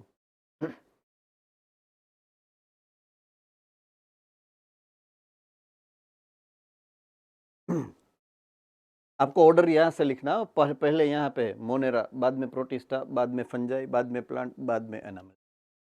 उल्टा फुल्टा मत कर देना प्लीज, है ना. I got one option for you. In the case कभी भी आपको ऐसा लग रहा है कि हम लिख रहे थे छूट गया और हमें चाहिए, तो वीडियो लिंक जो है ना आपकी, वीडियो लिंक हमने यहाँ से रिलीज कर दी है. आज का अभी लेक्चर खत्म होगा, 1 घंटे के अंदर वो वीडियो अपलोड हो जाएगा यूट्यूब के अंदर. तो वहाँ से आप स्क्रीनशॉट ले सकते हो, तो आपको लिखना भी नहीं पड़ेगा. You can save your screenshot, है ना. तो आप उसकी प्रिंट ले सकते हो, कोई प्रॉब्लम नहीं है. आपके सेंटर एडमिन से बोल के आप उसकी प्रिंट भी ले सकते हो. Excuse me, sir. You are highly excused. Yes. Sir happy YouTube पे वीडियो नहीं आते हैं कोई कोई बार. कभी कभी ऐसा हो सकता है, लेकिन यूजुअली आ ही जाते हैं, ओके सर. है ना. यूजुअली आ ही जाएंगे, don't worry about it. Fine. May I Ahmedabad centre. All right, good. तो दे आर सेप्रोफाइटिक. चलिए, फंगस के बारे में मुझे एक इंपॉर्टेंट मैटर आपके साथ शेयर करनी है, दैट इज अबाउट कि फंगस को हम बोलेंगे एक और में ज्यादा, उसका मोड ऑफ न्यूट्रिशन है, उसके हिसाब से एक और नाम दे रहा हूं उसको. Right. They are called decomposers. Right. They are known to be decomposers. क्यों पता है? क्योंकि वो डेड एंड डिकेइंग सब्सटेंस को खा जाते हैं. कौन? फंगस. अभी ये कैरेक्टरिस्टिक फीचर उसके अंदर डेवलप कैसे हुई, उसकी बात मुझे आपको समझानी है. राइट. ये कैरेक्टरिस्टिक फीचर उसके पास आई कहां से?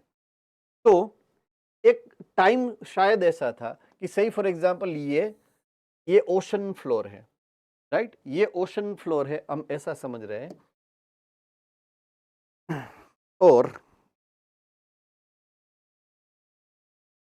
ये लैंड है, ये सरफेस लैंड है. तो ये लैंड जो है यहां पे ऐसे जा रही है. ये ओशन है, पूरा ये ओशन है, पानी से भरा हुआ, ये लैंड है. अब ये ऐसा टाइम था कि जब लैंड हॉट, गर्म थी.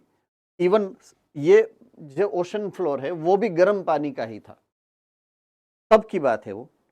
और यहां पे सबसे पहले टाइप ऑफ ऑर्गेनिज्म जो बने यहां पे, दे आर मोनेरा. मोनेरा यहां पे बने. Bacteria, Archie bacteria. कौन से बने यहां पे? Archie bacteria. गर्म पानी था तो वो ही रह सकते हैं, आर्की बैक्टीरिया ही रहेंगे उसमें. उसके बाद उसमें से इवॉल्व हुए थोड़े बहुत समय के बाद. थोड़े बहुत मतलब यहां पे मैं बात कर रहा हूं लाखों करोड़ों साल की. टोटल एज का थोड़ा सा पार्ट, मतलब उसके लिए तो लाखों करोड़ों साल के बाद मोनेरा में से प्रोटिस्टा बने. वो भी कहां बने? उसी ओशन फ्लोर के अंदर बने, जब पानी थोड़ा सा यूजुअल ठंडा हुआ, वार्म हुआ, उसके बाद प्रोटिस्टा बने. ओके. वो ऐसा समय था, there was nobody as a living creature. कुछ भी नहीं था लैंड के ऊपर. राइट. तो लैंड कभी फर्टाइल नहीं हो सकती है. लैंड को मैं फर्टाइल क्यों बोलूंगा? जब उसमें ह्यूमस होगा. एम आई वेरी करेक्ट और नॉट?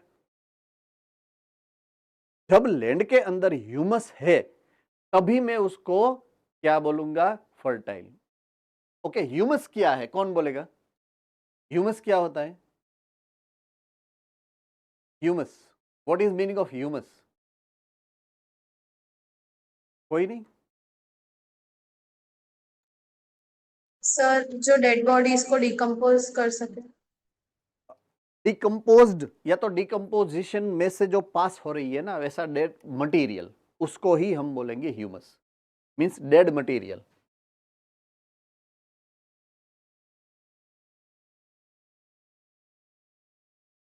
अब डेड मटेरियल किसका होगा? लिविंग ऑर्गेनिज्म का ही होगा ना. तो अब लिविंग ऑर्गेनिज्म है ही नहीं तो ह्यूमस नहीं होगा. अगर ह्यूमस नहीं है तो फर्टाइल लैंड नहीं है. That is simple logic. Right. Okay. अब ओशन फ्लोर में टाइड आ गई. टाइड आ गई. क्या आ गया? टाइड. टाइड आती है तो थोड़ा सा वाटर का लेवल जो है वो अप हो जाता है. ये क्या हो गया? यहां से सही फॉर एग्जांपल लेवल अप होके यहां तक आ गया पानी. ये टाइड आई. टाइड चली गई. टाइड आई, टाइड चली गई. Point to be noted. कुछ यूनिसेल्यूलर ऑर्गेनिज्म, कुछ यूनिसेल्यूलर ऑर्गेनिज्म जो यहां पे थे वो यहां पे रह गए. ये यूनिसेल्यूलर ऑर्गेनिज्म रह गए. देखिए पानी चला गया है यहां पे, लेकिन यूनिसेल्यूलर ऑर्गेनिज्म यहां पे रह गए हैं. समझ में आ गई बात? तो ये वाटर चले जाने के बाद भगवान को प्यारे हो जाएंगे, क्योंकि वो जिंदा नहीं रह सकते। एक्वेटिक है तो पानी के बगैर कैसे रहेंगे, मर जाएंगे। इसका मतलब है डेड बॉडी, यहां पे डेड डिकेइंग मटेरियल शुरू हुआ, एक्यूमुलेट होना, यहां पे वो जमा होना चालू हो गया। आप समझ रहे हो मेरी बात को या नहीं? यस और नो? कुछ समय के बाद अभी दूसरी बार टाइड आई, चली गई, टाइड आई, चली गई। तो टाइड आने के बाद यहां से जो लिविंग सेल यहां पे रह गए नेक्स्ट कैटेगरी में, पानी चला गया, वो रह गए, तो वो मरने से ज्यादा वो डेड एंड डिकेइंग मटेरियल को खाना पसंद करेंगे। समझ में आ रही है बात? तो उसने बोला चलो न्यूट्रिशन इसी में से ले लेते हैं, ये तो है ना। तो उसने वो सॉइल के अंदर जो डेड एंड डिकेइंग मटेरियल था उसमें से न्यूट्रिशन को अब्सॉर्ब करने की कैपेसिटी को इवॉल्व किया, और उसमें से बनी ये फंगस की पूरी सिस्टम। जो किंगडम फंगस के ऑर्गेनिज्म है वो इस तरह से इवॉल्व हुए हैं। आई होप मैं जो मैसेज आपको पहुंचाना चाहता हूं परफेक्टली आपके पास पहुंचा है। यस और नो? Thumbs up. गुड।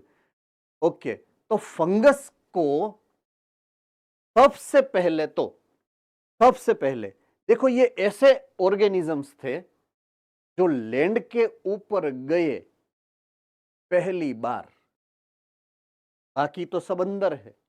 इसके पहले के ऑर्गेनिज्म सभी अंदर है, लैंड के ऊपर जाने वाले ये पहले ऑर्गेनिज्म। लेकिन कैसी जगह पे गए?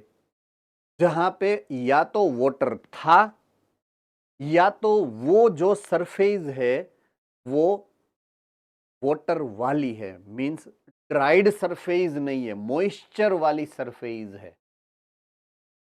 तो ये उसकी लाइफ साइकिल का एक इंपॉर्टेंट रिक्वायर्ड पार्ट हो गया।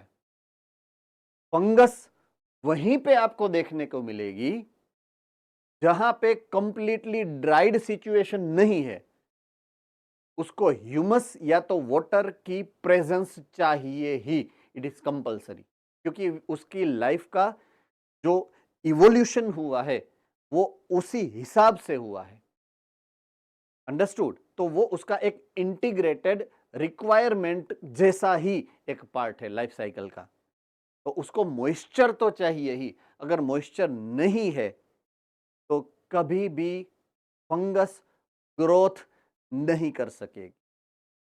इसका मतलब यह है कि समर में कभी भी फंगस नहीं होती है, आपने अगर नोट डाउन किया हो तो। और कोई भी चीज के ऊपर अगर फंगस हो गई है ना, उसको तड़के में तपाने के लिए रख दोगे तो फंगस चली जाएगी, पता है आपको? क्योंकि सनलाइट में उसके ऊपर सनलाइट आ जाएगी, डिहाइड्रेट हो जाएगा, डिहाइड्रेट हो गया तो वो जिंदा नहीं रह सकता। तो this is one of the important की फीचर ऑफ द फंगस जो आपको याद रखना है। तो ये एक चीज है। तो अभी सीजन कौन सी चल रही है? मॉनसून। तो अभी आप देखोगे ना तो सभी जगह पे फंगस की कॉलोनीज आपको देखने को मिलेगी। वो मशरूम देखने को मिलेगा, बिलाड़ी का टॉप याद है ना, वो छतरी जैसा अम्ब्रेला लाइक देखने को मिलेगा आपको कहीं ना कहीं, बाथरूम के वो वॉल के नजीक वो उगेगा लाइक दैट। क्यों उगता है? क्योंकि मॉइस्चर है एटमॉस्फेयर के अंदर। जहां पे जितनी ज्यादा बारिश है, अगर बारिश की सीजन में अगर आपके जो बूट या चप्पल्स जो बाहर पड़े रहते हैं ना, अगर वो ज्यादा देर तक आप पहनोगे नहीं, 2-4 दिन 5 दिन, एक वीक के ऊपर व्हाइट कलर की उसकी पूरी लेयर हो जाएगी उसके, वो भी फंगस है। क्योंकि एटमॉस्फेयर में क्या है? एटमॉस्फेयर मॉइस्चर है। एटमॉस्फेयर क्या है? एटमॉस्फेयर में मॉइस्चर है। तो वो मॉइस्चर उसके लिए बहुत ही बढ़िया एटमॉस्फेयर देता है ग्रोथ करने के लिए, है ना। So that is the first requirement what they have. Okay, now let us move to some specific characteristic feature which are belonging to the kingdom fungus. सबसे पहला, ये यूनिक किंगडम है। कैसा है? एकदम यूनिक, अलग है, कैटेगरी ही अलग है उसकी। अब यूनिक क्यों है भैया? यूनिक क्यों है? हिट्रोट्रोफिक तो है बट सेप्रोफाइटिक है, इसलिए यूनिक है। मैंने उसका एक यूनिक नाम भी आपको दिया था, क्या है? डीकम्पोजर्स। क्या नाम दिया था unique? Decomposer. Ready? Okay. Cosmopolitan ऐसा लिखा है। कॉस्मोपॉलिटन का मतलब क्या होता है पता है? अलग अलग काफी सारी जगह पे, काफी सारे लोकेशन पे आपको वो देखने को मिलेंगे, उसको बोलेंगे कॉस्मोपॉलिटन। राइट? तो जहां भी जाओगे मुझे ही पाओगे, kind of that organism. Right? जहां मॉइस्चर होगा वहां पे वो आपको देखने को, whensoever there is a possibility to have moisture into the atmosphere, you can find the fungus growing easily. Okay, कौन सी जगह पे मिलते हैं? राइट? कॉस्मोपॉलिटन होने का अर्थ क्या है? देखिए, ब्रेड के ऊपर मिलेंगे, उसको बोलेंगे ब्रेड मोल्ड। ऑरेंज फ्रूट के ऊपर मिलेंगे, ऑरेंज रोट। आप नींबू या ऑरेंज को ऐसे ही छोड़ दोगे ना, 2-3 दिन में, अभी तो सीजन ही ऐसी है, 2-3 दिन के ऊपर उसके ऊपर ब्राउन कलर के स्पॉट्स आपको देखने को मिलते हैं। ये है ऑरेंज रोट बोलते हैं उसको। क्या बोलते हैं? ऑरेंज के ऊपर फंगस के रोट, रोट मतलब सड़ गए हैं वो due to fungus. Okay, mushroom आपको देखने को मिलेंगे। थर्ड, टोड स्टूल आपको देखने को मिलेंगे। फोर्थ, देखिए ये है मशरूम, ये छतरी जैसा है वो मशरूम है, और ये गोड़ है जो पूरा मस्त, राइट? उसको हम बोलेंगे toad stool. Yes, Ahmedabad centre. Sir सारे मशरूम फंगस होते हैं? सारे मशरूम फंगस होते हैं? Yes, why not? सर मतलब हम जब मशरूम खाते हैं इसका मतलब है कि हम फंगस खा रहे हैं? यस, हम फंगस खा रहे हैं, of course. Yes, you are right. Look, there are 2 categories of fungus. Fungus एक ऐसा कैटेगरी का, एडिबल जिसको बोलते हैं ना, एडिबल कैटेगरी में भी होता है। काफी सारी फंगस ऐसी होती है जो एडिबल फंगस है, काफी सारी ऐसी होती है जो नॉन एडिबल है। रेडी? अब एडिबल एंड नॉन एडिबल में डिफरेंशिएट अगर करना है, से फॉर एग्जांपल सिंपली, तो यहां पे एक ही डिफरेंस मैं आपको दिखा रहा हूं। देखिए, ये दोनों आपके सामने है, दिख रहा है? एक है मशरूम, एक है टोड स्टूल। अगर मशरूम जो है वो खुला है, वो छतरी खुली है, और ये पूरा ग्लोब्यूलर है। ग्लोब्यूलर जैसे जो होते हैं यूजुअली वो नॉन एडिबल होते हैं, राइट? और ये जो फंगस होता है यूजुअली या नॉर्मली वो एडिबल होता है। स्मॉल जो फंगस होती है वो तो कभी भी एडिबल नहीं होती। जो स्मॉल माइक्रोस्कोपिक होती है वो कभी भी एडिबल नहीं होती। एडिबल होती है तो वो बड़ी साइज की होती है, तब ही होंगी, राइट? ये भी एडिबल है, ये जो है ये, राइट? ये एक्चुअल में क्या है? ये मस्टर्ड लीफ के ऊपर हुई देख को मिलेगी, तो ये है माइक्रोस्कोपिक, दिखेगी माइक्रोस्कोपिक। अगर माइक्रोस्कोपिक है तो आप खा नहीं सकते। Valsad centre, yes please. Baroda में आ रहा हूं आपके पास, 1 मिनट। कॉस्मोपॉलिटन का मतलब एक से ज्यादा जगह पे देखने को मिलती है कॉस्मोपॉलिटन, काफी सारी जगह पे देखने को मिलेगी, उसको कॉस्मोपॉलिटन बोलते। यस, बाइली, बड़ौदा। સર એક જેન્યુઅન ડાઉટ છે પ્લીઝ કે એટલે બહુ બધી જગ્યાએ મેં એવું સાંભળ્યું છે કે બોડી ઉપર પણ ફંગલ ઇન્ફેક્શન્સ થઈ જાય છે તો એ ઇન્ક્લુડેડ છે કે અલગ જ વસ્તુ છે?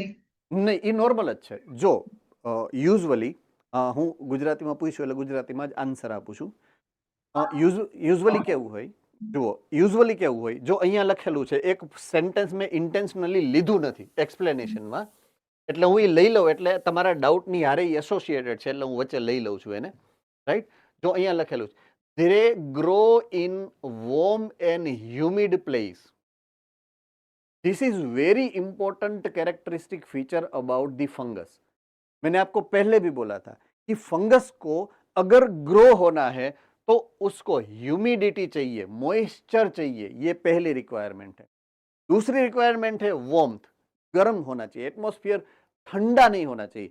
आपको हिमालय के ऊपर कभी भी फंगस नहीं मिलेगा, because Himalaya is very cold region. अगर गर्मी है तो ही वो आपको मिले। तो वार्म एंड ह्यूमिड। चलिए मैं अभी आपके क्वेश्चन के ऊपर आता हूं, राइट। अगर फंगस यूजुअली ग्रो होती है तो कहां पे होंगी, राइट। आपने कभी अगर नाम सुना हो दादर या तो धाधर, ऐसा नाम सुना है कभी किसी ने? हैंड रेस करिए। ओके, यूजुअली कहां पे होता है पता है? ज्यादातर यहां पे होता है, ये जगह पे, ये जगह पे, गले के नीचे की साइड। यहाँ पे अगर बाल है तो बाल अगर खत्म होंगे उसके नीचे यहाँ। क्यों पता है? यहां से जो पसीना निकलेगा वो पसीना सीधा यहीं पे आएगा, ये जगह पे, राइट। और ये पार्ट हमेशा गर्म रहता है। आप कभी भी देखिए नॉर्मल बॉडी का टेम्परेचर एंड आपका हेड रीजन का temperature, head region always hot रहता है, गर्म रहता है। क्यों? किसी को पता है क्यों हेड रीजन गर्म रहता है?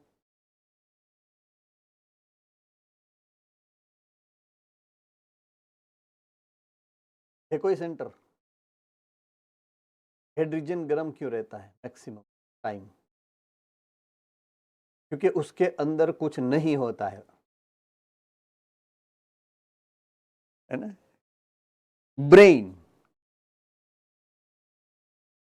जो सबसे ज्यादा एक्टिव पार्ट है आपकी बॉडी का, राइट। आपकी बॉडी का सबसे ज्यादा एक्टिव पार्ट है आपका brain. Yes, Ahmedabad centre. Because sir उसके अंदर से शायद मेडुला ऑब्लोंगेटा या फिर पता नहीं सेरेब्रम वो होता है जो कि हमारी बॉडी का टेम्परेचर मेंटेन करने में हमारी हेल्प करता है। इसके लिए हमारा ब्रेन का से टेम्परेचर हमारे नॉर्मल बॉडी टेम्परेचर से ज्यादा है। Okay, right. Okay, let me continue my statement. सबसे ज्यादा एक्टिव पार्ट आपका ब्रेन है आपकी बॉडी का। ऑलवेज आप अगर सो भी गए हो ना तो at that time also it is actively controlling your entire body. आपकी बॉडी को वो तब भी कंट्रोल कर रहा है। अंडरस्टूड? तो उसको एनर्जी की रिक्वायरमेंट नॉर्मली किसी भी और आपके कोई भी ऑर्गन है ना, even including your heart. Heart तो इतना सा है बेचारा, छोटा सा, इतना सा। आपकी जो लेफ्ट हैंड साइड की फीस्ट है ना उतना ही है, इतना सा छोटा सा। तो ये कितना? इतना सारा, राइट। तो ये हार्ट से भी ज्यादा एनर्जी खाता है। जितनी ज्यादा एनर्जी उसको चाहिए, पॉइंट टू बी नोटेड। तो एनर्जी आएगी कहां से? एनर्जी आती है ग्लूकोज का बर्निंग करने। उसके लिए आपको ग्लूकोज को बर्न करना है, ग्लूकोज का ऑक्सीडेशन करना है। Am I very correct? Yes और नो? चैप्टर नंबर मुझे पता नहीं है बट 10th स्टैंडर्ड में आया था, लाइफ प्रोसेस में, रेस्पिरेशन, है ना। तो ग्लूकोज को बर्न करने के बाद आपको एनर्जी निकलती है। तो ग्लूकोज का बर्निंग होता है, कंटिन्यूअसली बर्न होता है और लार्ज क्वांटिटी में बर्न करता है ग्लूकोज को आपका ब्रेन।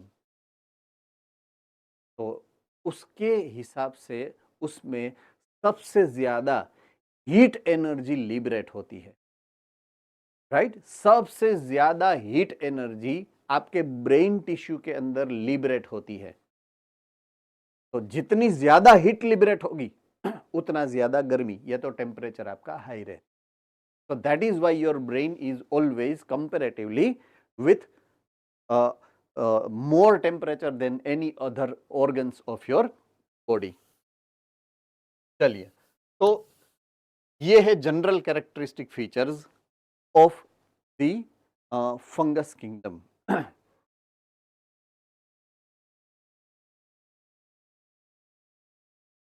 ऑल राइट,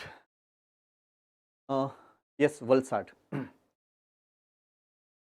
सर आपने वो सेंटेंस में बोला कि they grow in warm places, और आपने ऐसा बोला कि जब किसी चीज पे फंगस लग जाती है और उसे हम धूप में रख देते हैं तो वो चली हट जाती है। यस, तो तो उसमें डाउट क्या है?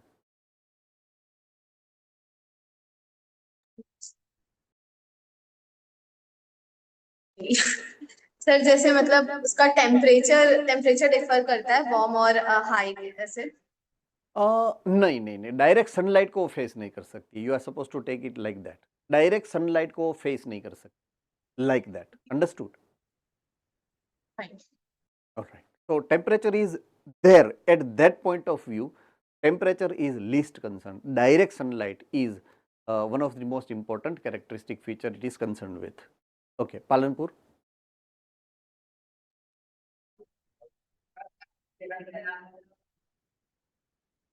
Your voice is not audible.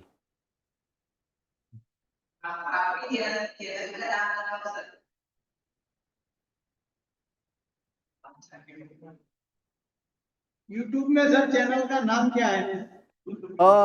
आप है ना, आई थिंक धरती मैडम से या तो यस सर से बात कर लेना. You will be given with the link.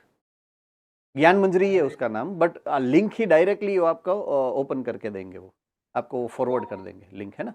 No problem. All right, fine. कहाँ पे था मैं? Okay, no problem. किसी का डाउट रह नहीं गया, आई होप. ऑल राइट, अब बात करते हैं बॉडी ऑर्गेनाइजेशन की, फंगस की बॉडी ऑर्गेनाइजेशन.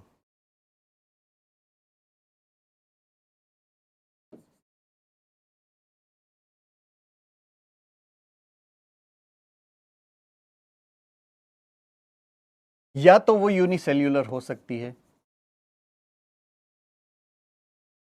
बॉडी ऑर्गेनाइजेशन के हिसाब से, या तो वो मल्टी सेल्यूलर हो सकती है. अब पॉइंट ये है कि यूनिसेल्यूलर को तो हमने निकाल के डाल दिया है कहां पे? प्रोटिस्टा के अंदर. फिर भी यहां पे मैंने लिखा है यूनिसेल्यूलर एंड मल्टीसेल्यूलर दोनों को, राइट. तो इसका मतलब ये है कि यहां पे ये जो वर्ड है ना, ये एज एन एक्सेप्शन है. एक्सेप्शन है ये, जो यूजुअल नहीं है, अनयूजुअल है, उसको हम एक्सेप्शन बोलेंगे, राइट. एक फंगस ऐसी है, आउट ऑफ ऑल जितने भी फंगस है उसमें से एक ही फंगस ऐसी है जो यूनिसेल्यूलर है और हम सबको प्यारी भी है, उसको हम बोलते हैं यीस्ट. हमको प्यारी इसलिए है कि वो काफी सारी जगह पे यूज होती है हमारी डेली लाइफ में. आप जो ब्रेड खाते हो, आप जो केक खाते हो, राइट, काफी सारे ऐसे कोल्ड ड्रिंक्स हैं जिसका प्रोडक्शन यीस्ट के थ्रू होता है. तो यीस्ट तो एक हमारा बहुत ही प्यारा सा यूजफुल दोस्त है यीस्ट, जो कि यूनिसेल्यूलर फंगस है. तो अब आपके दिमाग में क्वेश्चन ये आना चाहिए कि अगर ये यूनिसेल्यूलर है तो उसको हमने प्रोटिस्टा के अंदर क्यों नहीं डाला और क्यों उसको यीस्ट में ही रखा है, राइट. तो वो मुझे क्लेरिफाई करना पड़ेगा. हमने जितने भी, अगर मैं बात करूं प्रोटिस्टा, प्रोटिस्टा के अंदर मोल्ड ऐसा यूज किया था word, mould, right. Slime mould ऐसा वर्ड था.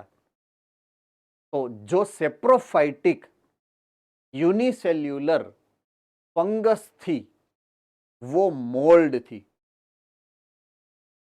तो पहली शर्त जो है मोल्ड होने की, वो यीस्ट जो है वो फॉलो नहीं करता है. यीस्ट का मोल्डिंग नहीं होता, वो मोल्ड नहीं बनाता है.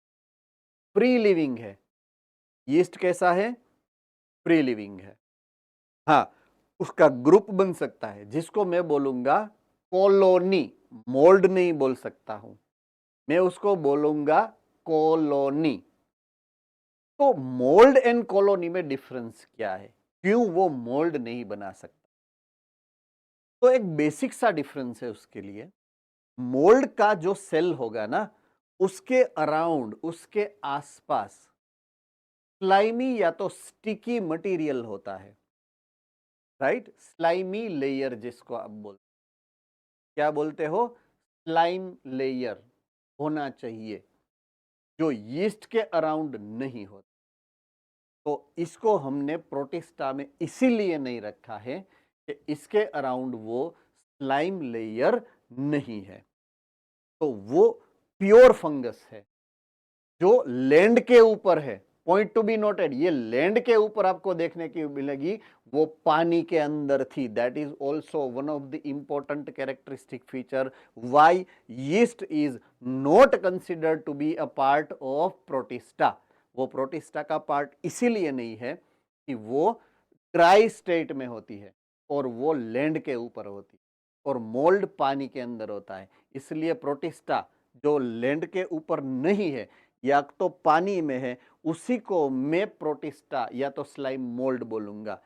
ये जो है ये इंडिपेंडेंट है, फ्री लिविंग है, ड्राइड है, लैंड के ऊपर है और इसीलिए मैंने उसको किस में रखा है ग्रुप में, फंगस के ग्रुप में रखा है। दो इट इज यूनिसेल्यूलर तो भी मैंने उसको रखा है फंगस के ग्रुप में। तो ये एक पॉइंट ऑफ व्यू आपके लिए एकदम इंपॉर्टेंट है, याद भी रखने का और समझना भी। Some fungi are source of antibiotic, some fungus are source of antibiotic. दुनिया का सबसे पहला एंटीबायोटिक, राइट, पेनिसिलिन, दुनिया का सबसे पहला एंटीबायोटिक जिसका नाम है पेनिसिलिन, वो फंगस में ही से आइडेंटिफाई किया गया है। उसकी डिस्कवरी फंगस में से ही हुई है। उस फंगस का नाम यहाँ पे दिया गया है Penicillium. Penicillium is name of the fungus और उसमें से जो एंटीबॉडी आइडेंटिफाई किया गया है उसका नाम है पेनिसिलिन, राइट। तो ऐसे इसके बाद काफी अलग अलग टाइप के अलग अलग एंटीबॉडीज को आइडेंटिफाई किया गया, अलग किया गया और हम उसका यूज कर रहे हैं। रेडी? सम यूनिसेल्यूलर फंगाई, से फॉर एग्जांपल यीस्ट, बाकी सब जो है वो मल्टीसेल्यूलर है। तो यीस्ट जो है उस मैंने आपको बोला था वो हमारी दोस्त है। मेक ब्रेड एंड बियर, मैंने बोला था ना काफी सारे ड्रिंक है जो हम बनाते हैं उसके ऊपर। तो ब्रेड बनती है, केक्स बनती है, बियर बनती है, उसमें हम यीस्ट का यूज कर सकते, right. There are many fungus which are causing the disease. मैंने अभी आपको बोला था वो दादर के बारे में बोला था ना, उसको इंग्लिश में बोलते हैं रिंग वॉर्म। वो डिसीज है, उस डिसीज को बोलेंगे रिंग वॉर्म, जो यहाँ पे होती है, यहाँ पे होती है, यहाँ पे होती है। ये जो रिंग वॉर्म है that is caused by fungus. तो डिसीज कॉजिंग इन प्लांट और इन एनिमल। काफी सारी फंगस ऐसी होती है जो प्लांट के अंदर भी या तो एनिमल के अंदर डिफरेंट डिफरेंट टाइप्स की डिसीज को क्रिएट करती है। एक एग्जांपल यहाँ पे दिया, एक एग्जांपल यहाँ फंगस जो डिसीज कॉजिंग फंगस है, Puccinia is the name. I repeat, Puccinia is the name of disease, sorry fungus. And जो डिसीज होती है वो है व्हीट रस्ट। व्हीट मतलब गेहूं, राइट। उसका जो प्लांट होता है उसके ऊपर रस्ट मतलब सड़ा, राइट। तो गेहूं यानी व्हीट यानी कि गेहूं, उसके दाने के ऊपर एक ब्लैक कलर का या डार्क ब्राउन कलर का स्पॉट पड़ जाता है, उसको ये बोलते हैं व्हीट रस्ट। और ये डिसीज जिस फंगस से होती है उस फंगस को मैंने नाम दिया है पक्सीनिया। रेडी? तो ये फर्स्ट सेट ऑफ इंफॉर्मेशन मैंने आपके साथ शेयर की about fungus. Rest of the information I will be sharing from next lecture. Time हो गया है, 4 बज चुके हैं and I am finishing my lecture here only for today and we are meeting again on Tuesday, right? So till then, have a nice day, have a nice weekends, पढ़ना लिखना मौज करना।